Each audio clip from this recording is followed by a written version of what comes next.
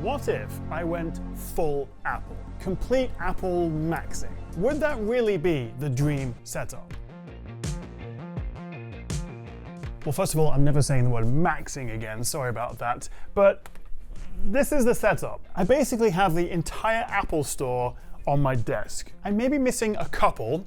I'm not sure what I did with my HomePods, but I think we'll survive. But I do have the Apple polishing cloth. This is compatible with all these devices.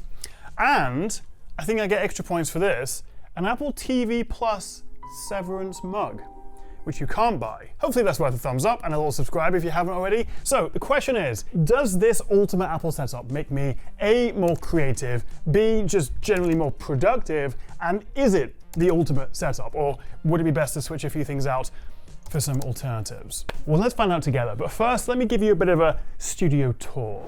If you could figure out how much this entire setup costs, can you drop a comment below? I'm actually not sure what this all adds up to. Now, front and center, the workhorse, my 16-inch MacBook Pro. This has the M5 Max chip, also 128 gigs of memory, 8 terabytes of storage, essentially a completely specced out 16-inch MacBook. I love this thing, with the Nano Texture screen. Then via a single cable, it's connected to these two Apple Studio XDR displays. And I've daisy chained them with this one Thunderbolt cable behind. So one single cable outputs to these two 5K displays. Although, can you see a difference between them?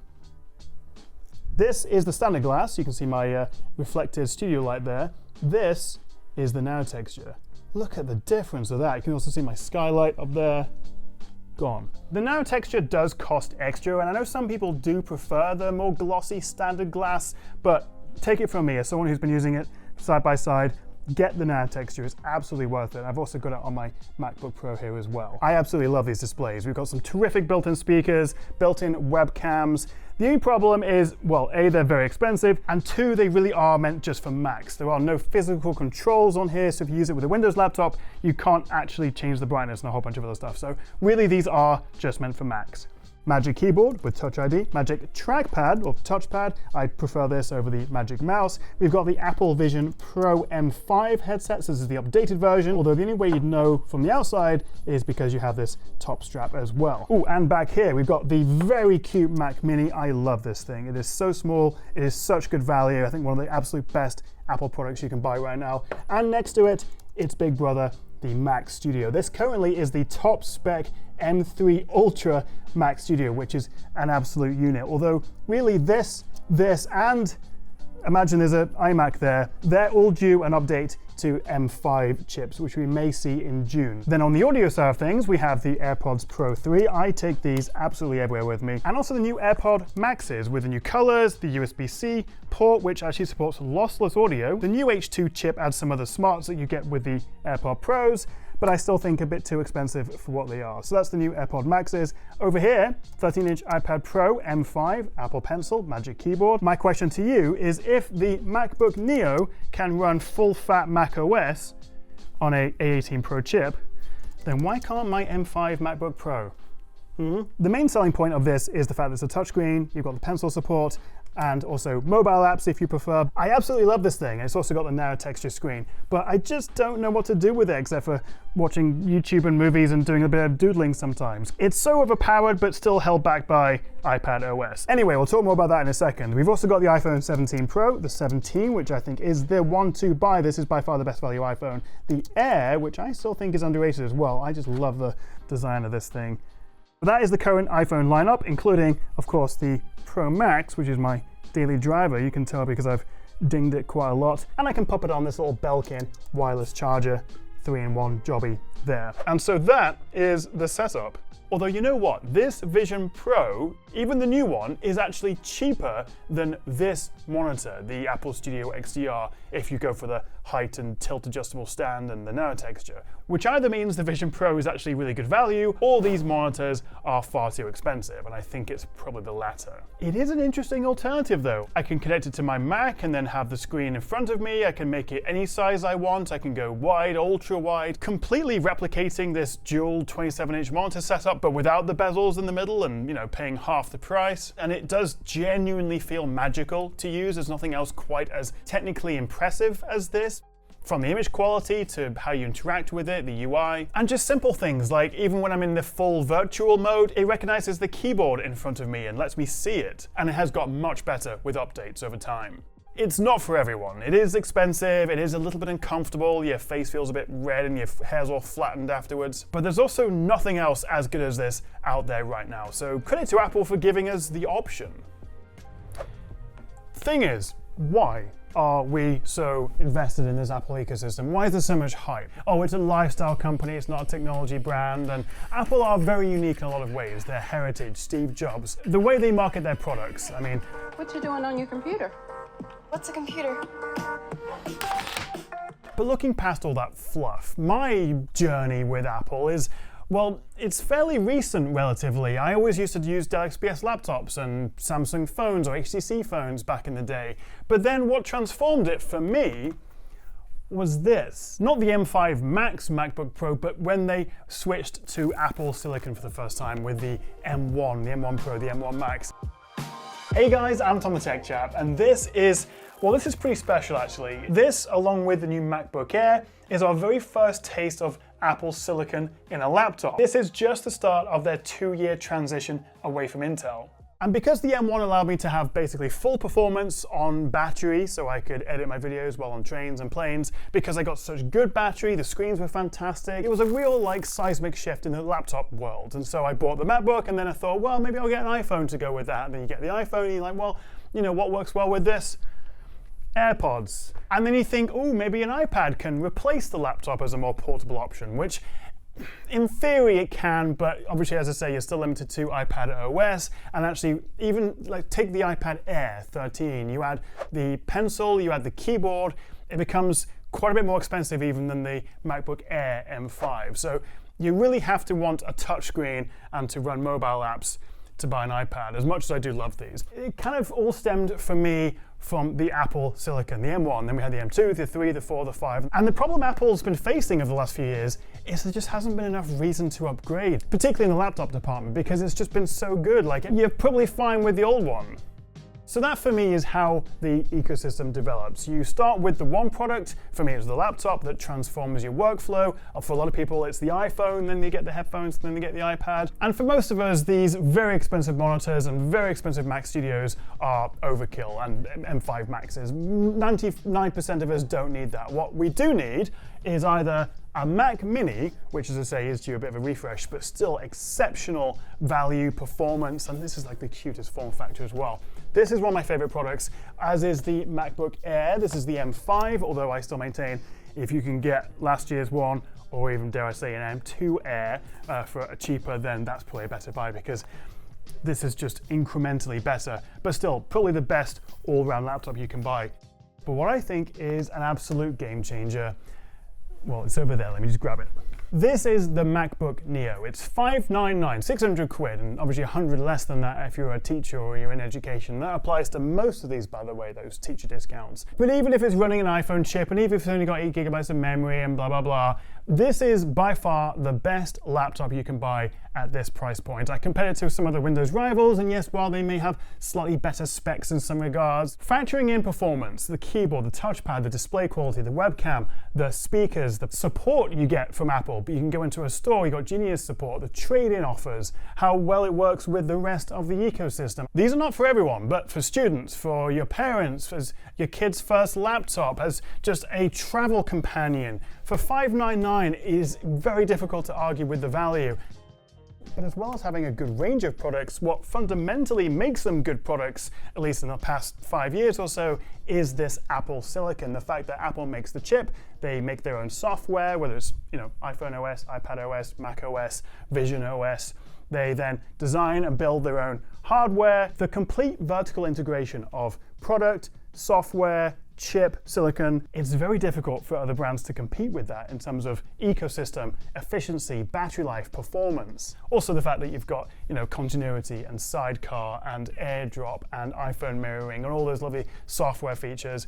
I'm not saying it's perfect. Liquid Glass was a bit of a nightmare. Siri and Apple Intelligence. I mean, Apple Intelligence. It actually really bothers me that they marketed basically all of their products last year saying, oh, this is ready for Apple Intelligence. Maybe even made you go out and buy something because of that. And what did that even mean? Some writing tools and image playground. It's getting better, and Apple have teamed up with Google, so we're going to get Gemini support in Apple Intelligence and in Siri this year, but ooh, they dropped the ball on that one. Now, I know not everyone is a content creator or a YouTuber, but for me, the iPhone has maybe been like the #1 thing that's streamlined my workflow, mainly just because of the video abilities. Now, I don't think the iPhone has the best photography camera out there. Right now, I think that's probably the Oppo Find X9 Ultra, but that's very subjective. But for video, being able to shoot 4K 120, Log 2, ProRes, being able to edit on the phone, AirDrop it to your laptop. You don't even need a Pro Max. The base regular iPhone 17 for me is the best iPhone to get the best value, and the camera on that, overall, selfie, video, photography, I don't think there's a better camera at that price point.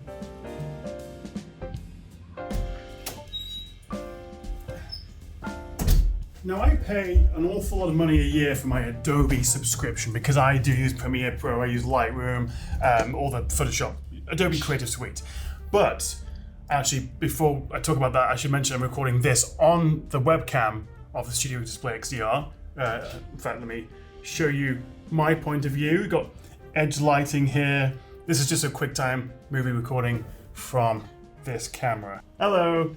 Anyway, I want to talk about this, Apple's new Creator Studio. They launched this subscription service so you can get Final Cut Pro with Logic, with Compressor, with Pixelmator Pro, all for one subscription of about $13 a month, which actually is incredible value given I pay like 4 times that for my Adobe subscription. But you also have the option of just doing like one-off payments of like £300 for some of those programs. So the idea that if you're a student, you could go into Apple Store and buy a MacBook Neo for $499 with the discount. You could then just pay $299 a month to get the entire Apple Creator Studio. That is really good value. What do you think of this though? The quality of the video, the audio, because I'm just using the built-in webcam and mics. Can I ditch that? Bear in mind though, this is higher quality than the one you get on the standard Studio Display, which I still think is far too expensive for a 27-inch 60Hz IPS. For that money, in fact, just 1 second, can we talk about these monitors? I think I've spent too much time on those, but as nice as they are, I would go back to this guy. This is what I've actually been using on my desk since the beginning of this year. This is the ROG PG UCDM3. This is a 32-inch, so not 27, 240Hz, double the 120 of the XDR monitors, OLED, technically gaming monitor, but it has really good color accuracy, more ports, physical controls. Even if you are the biggest Apple fanboy and you subscribe to everything and Tim Jobs is your hero, Tim Jobs? Steve Jobs. It doesn't mean you have to buy one of everything, and it doesn't mean that there aren't better alternatives to some of Apple's hardware, like that monitor. Quick tip, by the way, I'm trying to AirDrop a Final Cut camera file to my Mac, and normally that works fine, but just on this occasion it's not working. Sometimes AirDrop can be a little bit finicky, but what I found, and a lot of people don't know, is that you can do wired AirDrop. If you connect your phone to the device you wanted to send it to, iPad, MacBook, it'll do a wired connection, which is more stable and much faster. And at all the Apple events I've been to, where there's 1 million people sharing their Instagram viral videos to the Mac to do quick edits, wired AirDrops have saved me. 2 of the biggest limitations of going for a Mac setup is gaming. And also, you don't have access to some Windows exclusive apps. There aren't that many, but for your work and some legacy apps and some high-end professional apps, you may need Windows. Let me talk about that. Firstly, gaming. I've actually got Cyberpunk running here, and it's running incredibly well. This is at high settings, and it's partly because we've got Apple's Metal support. This is an optimized game. We've got frame generation support. It's also HDR. So yeah, there are some games that work well and are optimized for Mac. But if you look at the Steam library and filter by, Mac OS, there's not a whole lot here really. Gaming is still absolutely a weak point for the Mac. Not necessarily because of the hardware, the performance, it's just how many games have been optimized and are actually playable on Mac OS. Now, of course, you do also have streaming options. This is GeForce Now, and you can actually use this for free with the basic tier membership. You can pay obviously for better quality and more access and more game time and things. But if you have a fast, stable internet connection, then yeah, you can absolutely access more games through Xbox, through GeForce Now. It's definitely an option. Although what Apple would prefer you to do is head on over to their Apple Arcade. This is where you'll find a lot more sort of simpler, more Apple optimized games. It has grown over time, but you're not really going to find too many AAA big games here. You've got like Death Stranding, Resident Evil, but they're few and far between. But with the latest MacBooks, whether you've got an Air M5, even an A18 Pro in the Neo, or a top-spec MacBook, yes, you can game on a Mac, whether it's games that are fully optimized for Mac, whether you're streaming it, Apple Arcade, you've got options. But certainly if gaming is a big priority for you, I would stick with a Windows laptop or gaming desktop. Now, speaking of Windows, let me show you my Windows 11 desktop.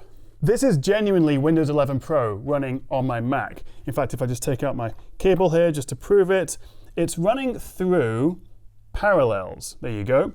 So this is Parallels for desktop. It's been around for a long time, but it is now optimized for the Apple Silicon, you know, M1, M2, 3, 4, 5, and it works pretty well. Like, I still have my Mac desktop here. It is just a program that I'm running. It is a paid subscription, but if you need to access a particular Windows program or for your work, so while this may not solve everyone's problem, being able to stream games through the likes of GeForce Now, having a Parallels desktop virtual Windows machine running on your Mac, it definitely removes some of the limitations of using a Mac system.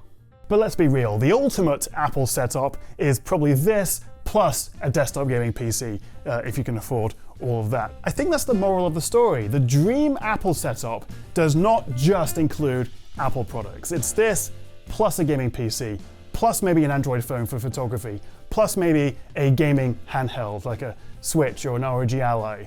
So obviously I'm very happy with that setup, but in tech there's always something else around the corner, and I've come up with my little 2026 Apple wish list. And number one, I think we were all pretty excited for the idea of an iPhone Fold potentially this September. Nothing confirmed, of course, but lots of rumors, mock-ups. I think this would be really exciting and also really expensive. Number two, Apple TV. I've emphasized the size of it because we haven't had a new Apple TV in nearly 4 years. New chip for better performance, better connectivity, Wi-Fi 7, better integration with maybe HomeKit, or if Apple comes out with some sort of tablet home pad thing, that would be cool. So definitely in need of an updated TV 4K. Number three, new iPad mini, and I've made the mini small because it's the smallest iPad.